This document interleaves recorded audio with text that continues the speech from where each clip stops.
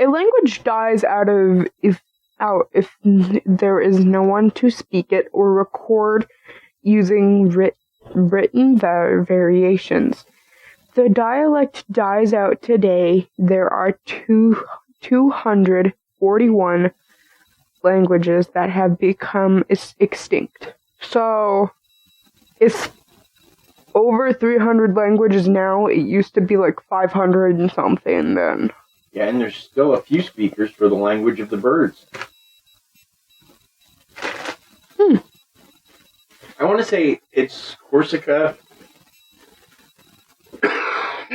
one of the other islands, but there's a handful of people that still speak a language that I want to say was made up around Napoleon's time, that is essentially based off of the sounds birds make, and it's an actual language. Cool. And there's not a lot of people that still speak it, but there's a few. Fancy. Alright. On to fact 3? No. 2? This is 5. Wow, we've gone through them quick. Which is why today's facts are not yet 5 facts. Today's facts are 10. Oh, okay. Oh, wow. I'm excited. Plus 5 edition. That's amazing. We've never done a plus 5 edition. No, we have not. This is only for special times of the year, like in New Year, sometimes Christmas, whenever I really feel like it, or there's enough facts for me to do 10. Double the weird. Double the weird, double the exciting. Absolutely. That's kind of awesome. Fact number 5. Half the population of the world speaks 23 languages. More than half of global population speaks 23 languages only. This is as compared to more than 7,000 languages. Is interesting. Number 6. Half of the world is bilingual. Cool. Meaning at least more than half of the world's population speaks more than one language. Number 7. One country has more than 800 languages. Hold on, do you know this word Papua? Before I try to butcher. Papua. Huh? Papua New Guinea? Yep, Papua New Guinea. Okay, didn't want to butcher that. Sorry, guys. Don't upset the New Zealanders. That's for darn sure. Those people are crazy. Is the country with the most number of languages in the world. It has 841 languages, but it's predicted that 40 of these languages are to become extinct as only few people speak them. Wow. Most translated document. The Bible is the most translated document, followed closely by Pinocchio.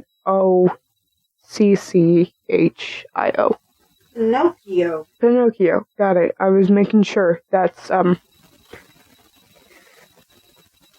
Pinocchio.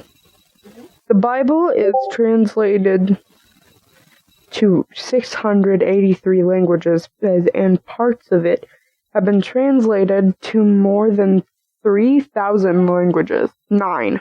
The oldest written language.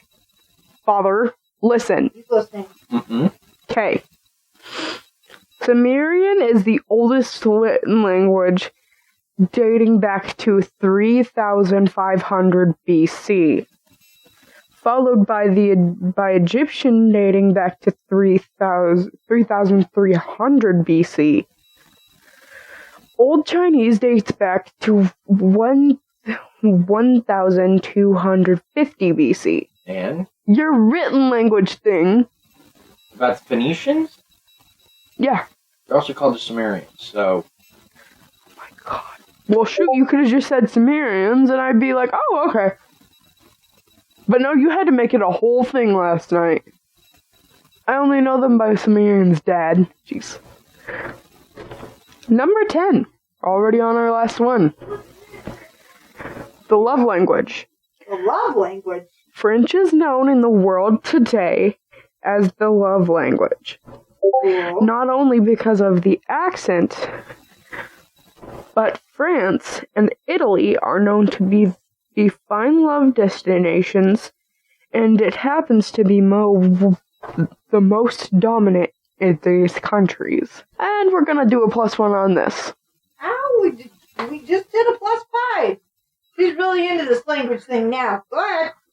Well, I think this next one is interesting, but it's short, Okay. Go so ahead. I'm able to do it. Yeah, we'll do whatever you want. Yeah, go ahead, Miss Pink Hair. Don't care. It's pink and purple. And I'm gonna say this right now, the purple's more prominent than the pink is right now. So, Okay, but I can't see the purple right now because it's all hidden under the headset. So, okay. Well, this 11th one is called the smallest alphabet. The Papuan language is the language of Rotokas.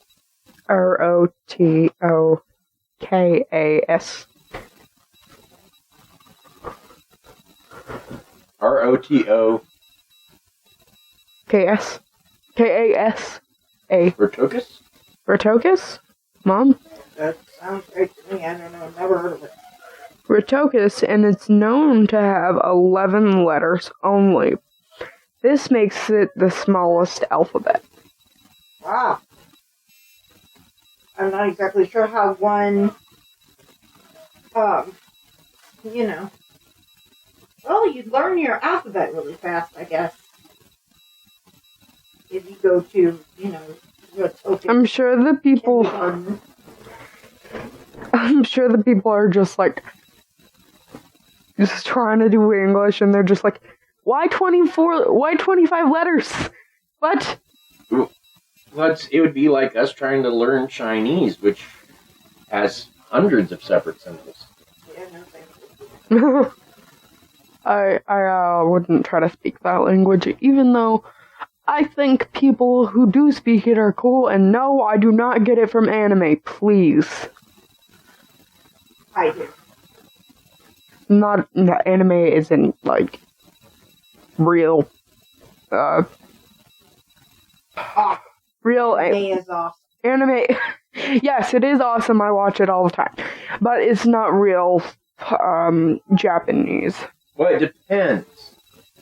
Well, it really depends on the anime, yeah. I was going to say, if you watch subbed and not dubbed, that tends to be real.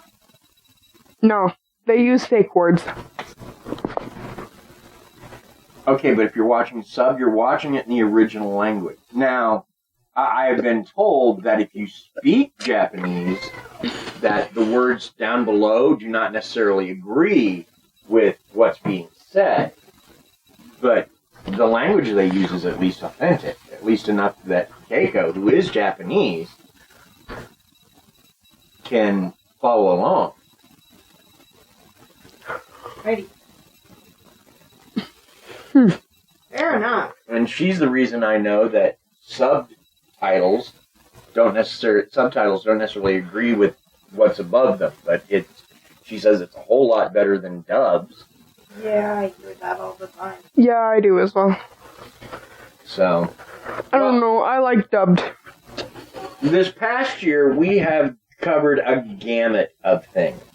And I won't go through all of it, but like we talked about Betty and Barney Hill back in January.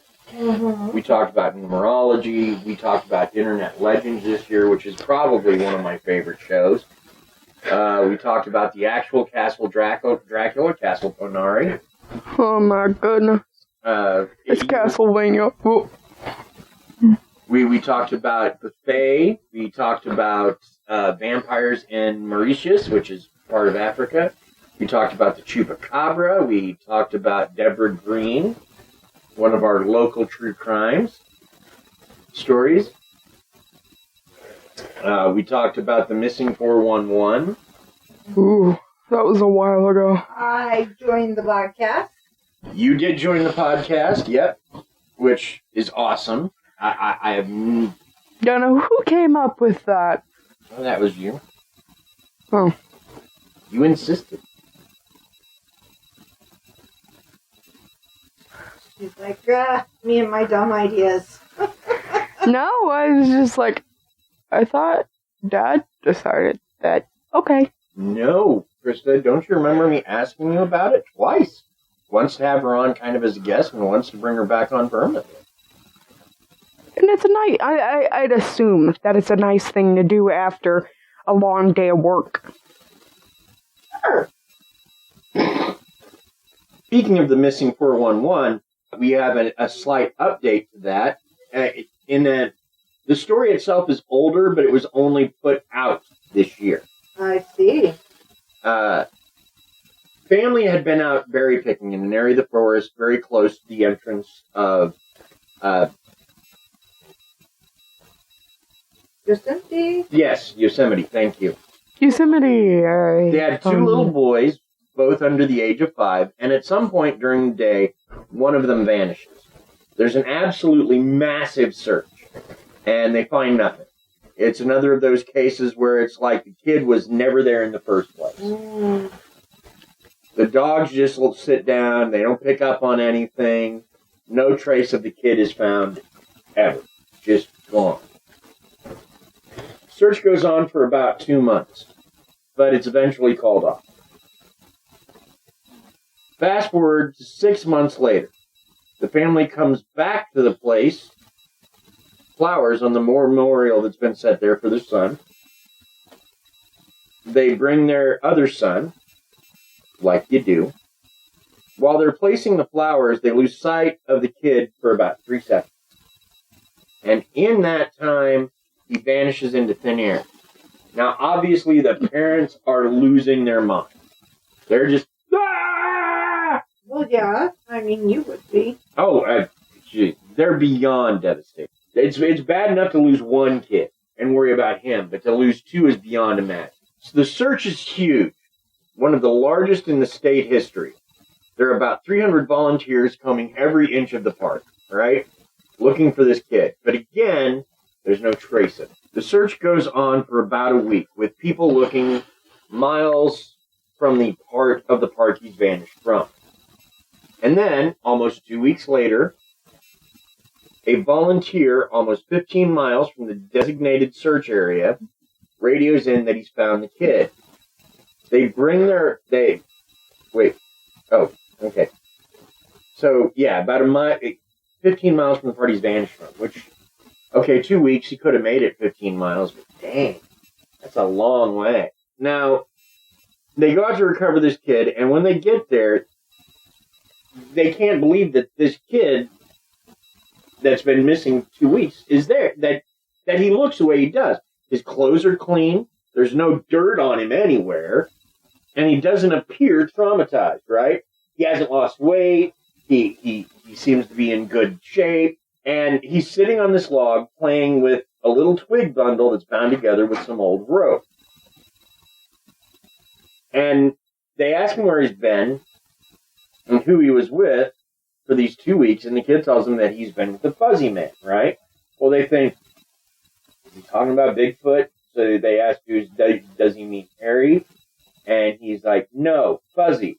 Like when you almost close your eyes completely, the way things look kind of fuzzy, like they're made out of dots.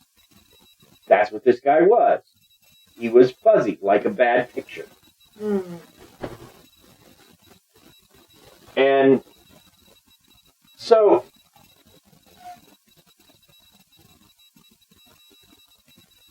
and the kid goes on to say he didn't like how the Fuzzy Man didn't have eyes. Mm.